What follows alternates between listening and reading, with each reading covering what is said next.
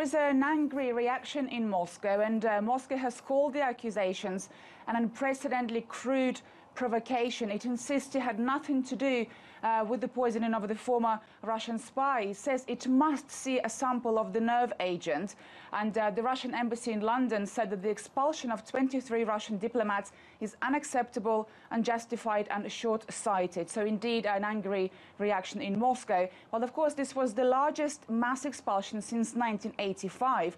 And this came after Russia refused to respond to the UK's deadline and explain exactly how a Russian-made nerve agent ended up on British soil.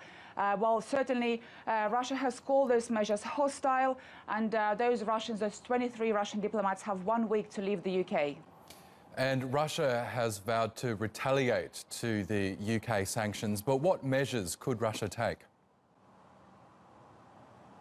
Absolutely. Russia has vowed an appropriate response to those measures. It will likely expel some British diplomats from Russia, but of course we will have to wait and see. We saw a tit-for-tat expulsion of US diplomats last year, when Washington accused Russia of interference in the US election. So it remains to be seen exactly what measures Moscow will take.